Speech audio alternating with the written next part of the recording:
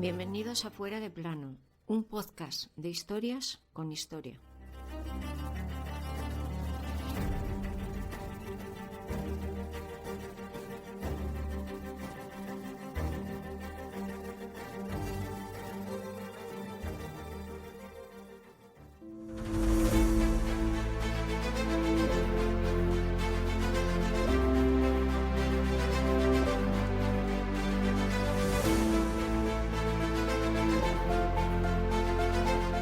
Es de la máxima importancia para el servicio de Su Majestad que sea custodiado con grandes medidas de seguridad y que no pueda dar información a nadie de ninguna manera, ni por carta.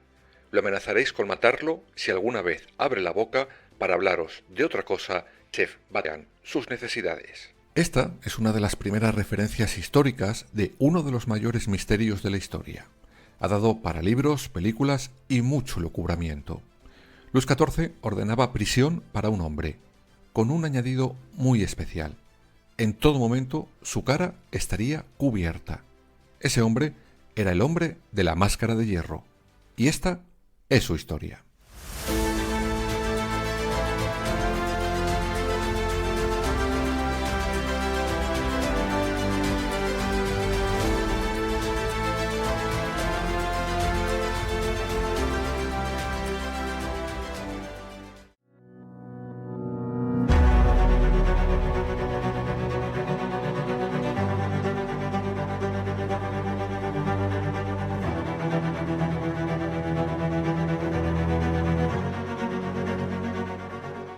Vamos primero a conocer cómo surge en la historia la leyenda de ese hombre que día y noche era obligado a estar callado y sobre todo llevar encima una horrenda y pesada máscara de hierro. El primero que muestra no solo interés, sino intriga, es el conocido escritor Voltaire. Lo cierto es que durante la década de 1680, en Francia, corría una leyenda sobre un hombre que llevaba muchos años encarcelado bajo enormes medidas de seguridad por orden expresa del Rey Sol, Luis XIV. Y sobre todo, lo que más intrigaba de aquella historia era, evidentemente, que ese preso llevaba oculto el rostro. Varios años después hay referencias a él de nuevo en gacetas que indicaban un traslado de una prisión a otra. El caso es que todo esto llega a los oídos de Voltaire, años después, y descubre que lejos de ser una leyenda, aquella vieja historia fue muy real. Y justo en esa última palabra, real, será donde todo se empiece a enmarañar.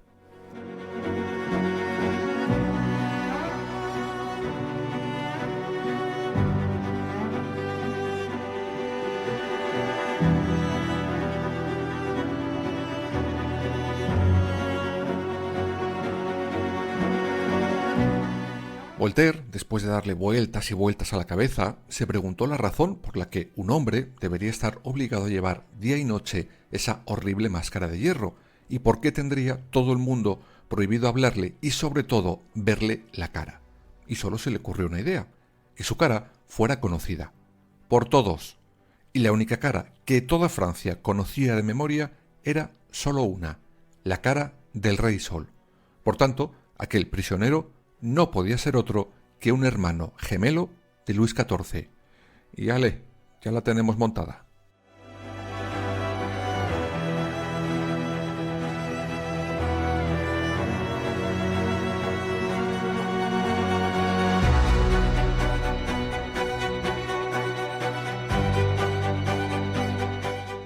A ver, no me entendáis mal, la teoría en sí es buena, eso es evidente. A día de hoy lo sigue siendo. Voltaire, que en 1717 estaba encerrado en esa misma torre, empezó a asegurar que conocía a la perfección la identidad de aquel misterioso preso. Decía, sin revelar su identidad, que era un hombre joven, alto, guapo. Decía también que tenía modales refinados, que se le daba una comida excelente y que solo podía recibir la visita del alguacil. Y tan buena era aquella teoría de Voltaire que otro escritor, años más tarde, recogerá esa idea de Voltaire y la hará todavía más eterna en su obra El Vizconde de Bragelonne. Ese hombre era Alejandro Dumas.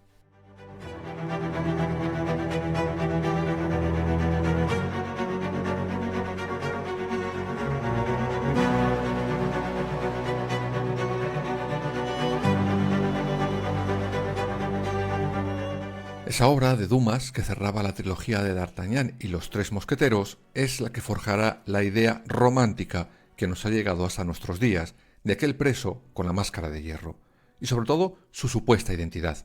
No solo el hermano gemelo de Luis XIV, sino el que nació primero y por tanto podría haber puesto en entredicho el reinado del Rey Sol.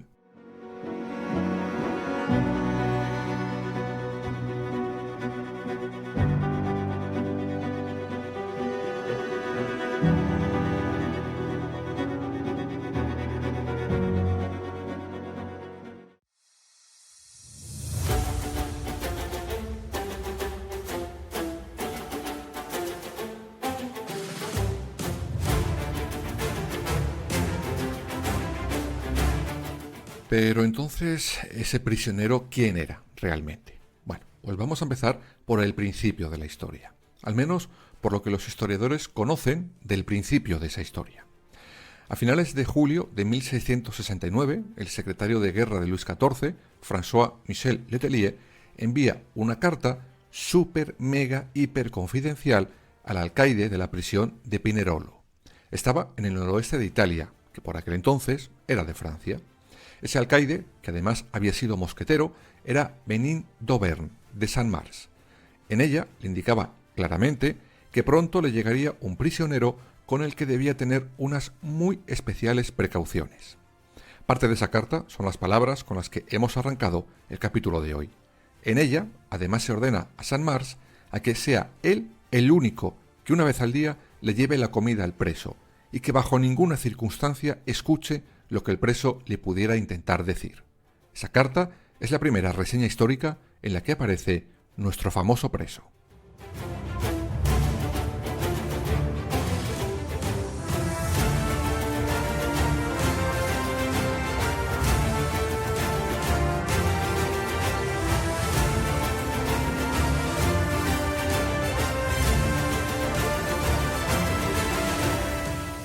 Habrá que esperar hasta 1687 para volver a tener noticias escritas del preso y de su carcelero Saint-Mars. Y lo harán por un traslado, desde Pinerolo hasta la isla de Santa Margarita. Allí de nuevo se vuelve a describir al preso con su máscara durante todo ese trayecto, para que nadie le viera la cara. Como veis, la historia del hombre de la máscara de hierro siempre irá ligada a la de Saint-Mars, y el exmosquetero fue poco a poco premiado por ese trabajo con el preso más famoso de Francia.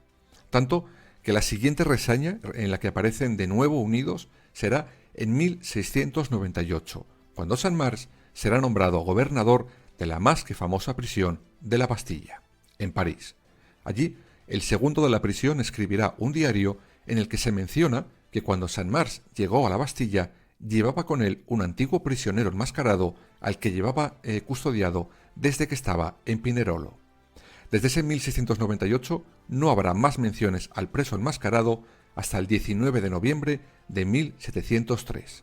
Ese día se dice que el preso había muerto y que había sido enterrado bajo el nombre de Marchipli. Y estos son los únicos datos oficiales que hay de ese misterioso hombre enmascarado. Vamos ahora con los posibles nombres que podían estar detrás de esa máscara de hierro. Si es que fue de hierro, claro.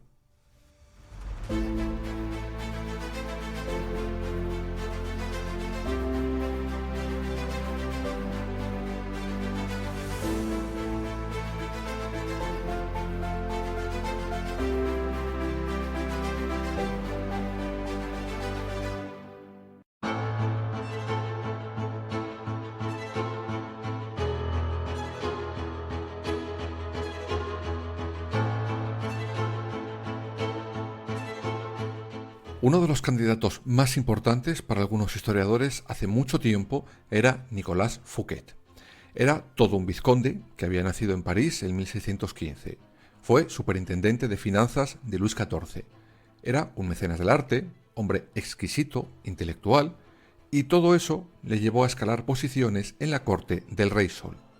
Todo le iba bien, muy bien. Amasaba una gran fortuna, tenía numerosos amantes, y llegó un día en el que compró un palacio y le quiso reformar. Pero no os imaginéis 4 reformas sin importancia. No, le remodeló al más puro estilo de Versalles.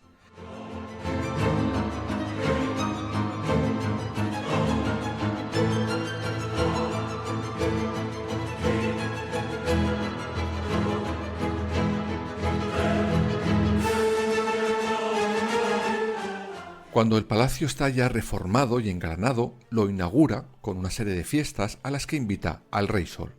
Esta, por cierto, es la historia que ya contamos en el segundo capítulo de la primera temporada de Fuera de Plano, cuando hablamos de muertes absurdas e incluimos como protagonista especial la del chef Vatel. Esa era la fiesta en la que Vatel se quitó la vida antes de tiempo. Pues bien, esa fiesta sería no solo el final de Vatel, sino del vizconde, por dos razones. Bueno, mejor dicho, por una sola, la envidia.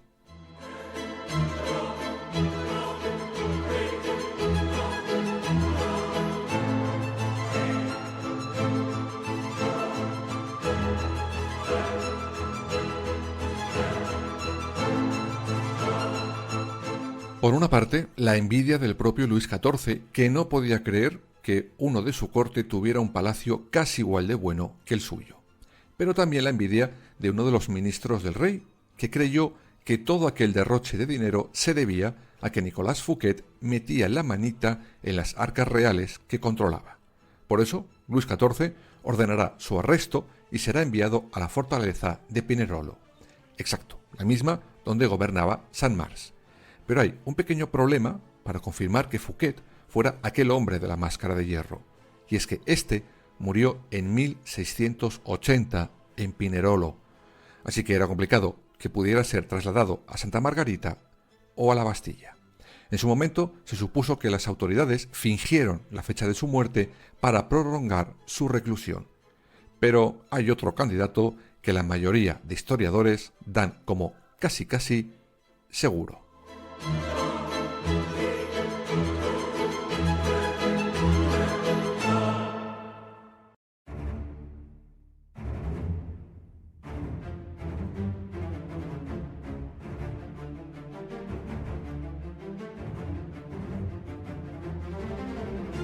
Ese hombre era un simple ayudante de cámara llamado Eustache Dozier. En concreto, dicen que era un ayudante de cámara del cardenal Mazarino, el sucesor de Richelieu. Y aquí hay dos versiones, más o menos similares, por las que un simple ayudante de cámara, como Dozier, acabó con sus huesitos en la cárcel. Unos aseguran que conocía las cuentas del cardenal y que esas cuentas, tenían mucho dinero en B, como diríamos hoy. Sobre todo porque Mazarino había estafado en buena medida al rey de Inglaterra y que Dozier lo empezó a largar y cuando se enteran en la corte le detienen y le mandan aislado a Pinerolo. La segunda versión es mucho más entretenida.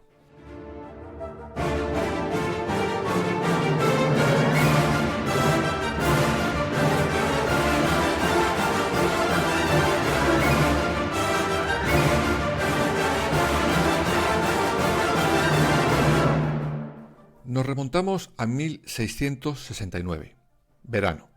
En ese momento, el rey de Inglaterra, Carlos II, y el rey Sol están en negociaciones secretas y de vital importancia. Estas se llevan a cabo a través de una persona, Enriqueta, duquesa de Orleans. ¿Por qué ella? Pues porque era hermana del rey inglés, pero estaba casada con el hermano de Luis XIV. Todos los mensajes que ambos enviaban iban a través de ella, gracias a diferentes ayudantes de cámara de ambos. Y estos, a veces, contrataban a otras personas para el simple trabajo de llevar físicamente el mensaje. Y uno de estos subcontratados parece que era Dozier. Por eso se cree que el ministro que envía la carta a Saint-Mars era conocedor de que Dozier podría conocer secretos muy peligrosos para Francia, y por eso le envió a prisión para el resto de su vida. Y aquí la historia se vuelve más interesante, pues las vidas de los dos candidatos a ser el hombre de la máscara de hierro se cruzan. ¿Y de qué manera?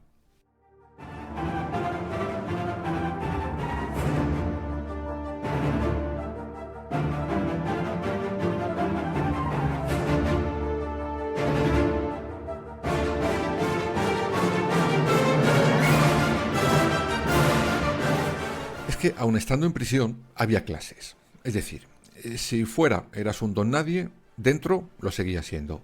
Si fuera eras un hombre importante, como lo era Fouquet, dentro también lo seguía siendo. Y ese prisionero tenía una vida VIP dentro del Pinarello. Tenía 2 ayudantes de cámara. Uno de ellos se llamaba Larivière. Cuando el otro muere, el alcalde Selmers pregunta si puede usar a Dozier como segundo ayudante de cámara de Fouquet y le dicen que adelante, siempre y cuando Dozier no hable de más. Y así es como las vidas de Fouquet y Dozier se cruzan. El segundo trabajo en la misma prisión para el primero. Cuando Fouquet muere en 1680, Dozier será llevado de nuevo a su pobre celda, aunque no estará solo mucho tiempo.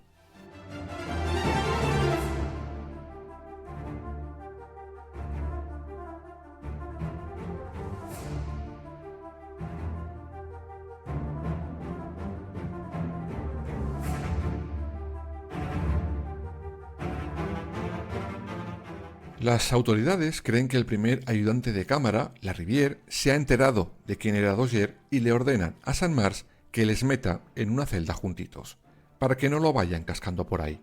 Y así será durante 7 años, cuando Larivière muera, y se quede solo de nuevo el hombre, el supuesto hombre, de la máscara de hierro. Bueno, es que la verdad quizás no había tal máscara de hierro, y según una teoría, resulta que el inventor de todo esto fue el propio Saint-Mars.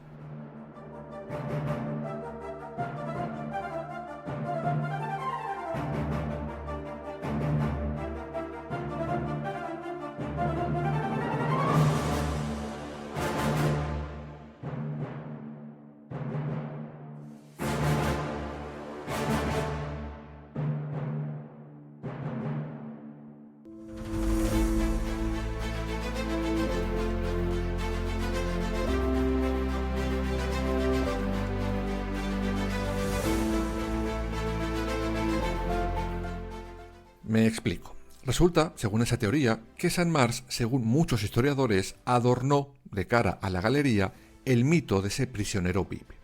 Cuando Fouquet muere, se da cuenta de que no tiene prisioneros VIP, y eso a un alcaide le daba relumbrón. Por eso dejará que corra la idea de que un prisionero peligroso se encontraba bajo una máscara, que no era de hierro. Lo que se cree es que la máscara realmente era de terciopelo negro, que cubría solo la mitad superior de la cara, siempre que éste esperaba ser visto por alguien. De hecho, cuando se trasladan a Santa Margarita, según esa teoría, Saint-Mars le construye una silla envuelta en tela, lo que, lejos de disipar la intriga de la gente, la acrecentó. Según esa misma teoría, nadie le dijo a Saint-Mars que el preso debía ir cubierto con una máscara. Fue él el que dejó que aquello corriera como la pólvora. Es decir, según esa teoría, Saint-Mars no ocultó con una máscara la identidad de quién era, sino de quién no era.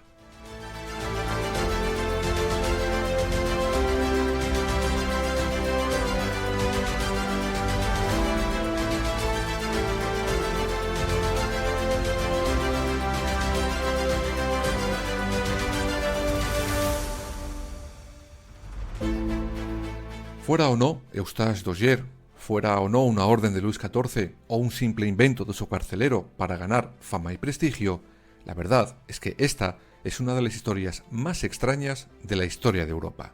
Y a día de hoy sigue siendo un misterio, porque ¿existió o no un hombre con una máscara de hierro?